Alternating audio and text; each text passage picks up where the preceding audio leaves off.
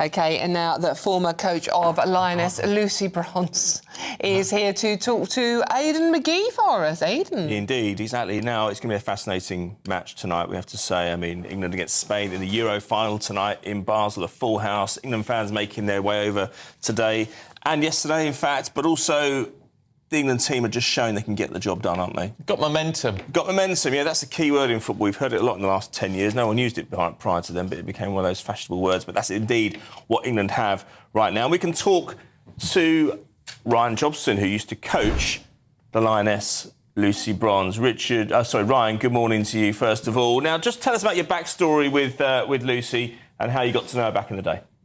Well, good morning, Aidan. Good morning, Stephen. And Dawn as well. It's great to see you all. The backstory is, well, basically, we used to teach Lucy football. She used to come along to football camps.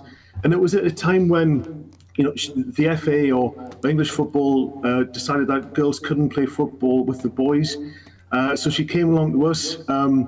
We helped develop the skills and get her signed up to a football camp in America, which helped launch her career in the University of North Carolina. So, yeah, we've known Lucy for a long time, since she was about 11-year-old, and I think she's now 33. So, yeah, it's been a very, very long time, and she's done very, very well. And could you see the signs of progression as far back as then? Because she's become a real mainstay of the Lionesses in recent years, especially with those recent successes.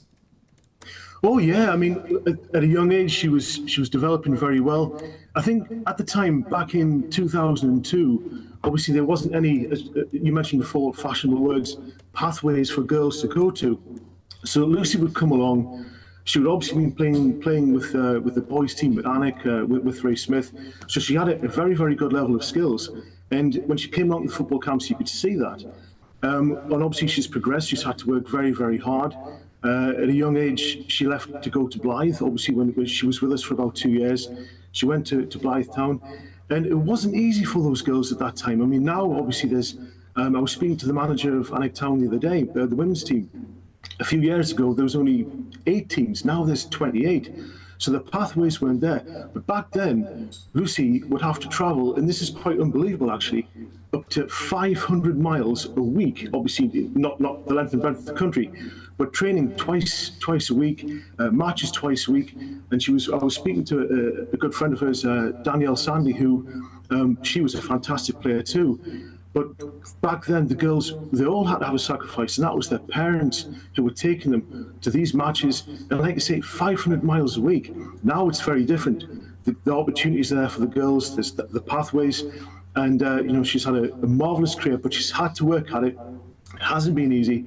But, you know, she's done very well. And like I say, you watch her on the football matches, and she's just a joy to watch.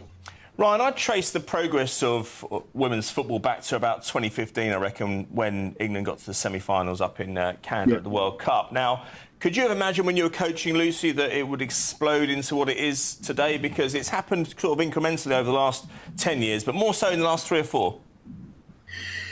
Yeah, it's really come on so much, especially, as you said before, since 2015. It's great that women's football has the exposure it has now.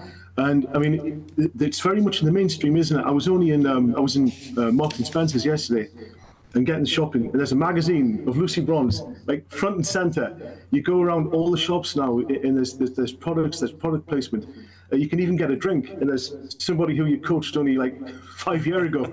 So, women's football has done very, very well. It's been a lot of effort from a lot of people over many, many years to get where it's went today.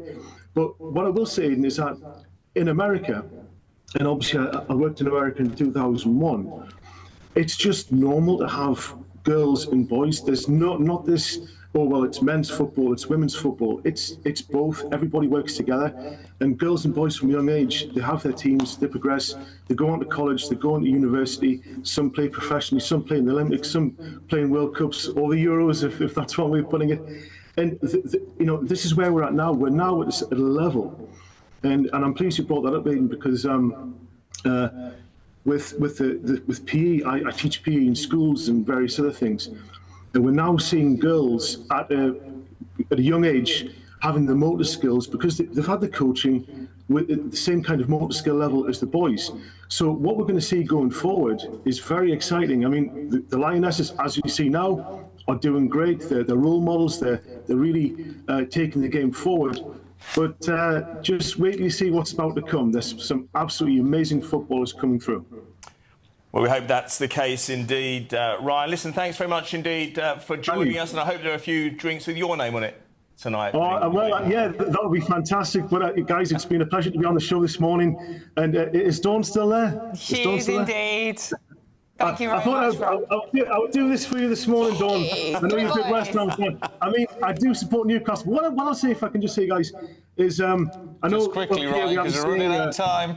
Away the lads. Or we can say away the lasses, but I think in this respect, away the Lionesses. There you go. Indeed, thank you very much, Ryan. Brilliant. All right, thank you. Thank you, Aidan.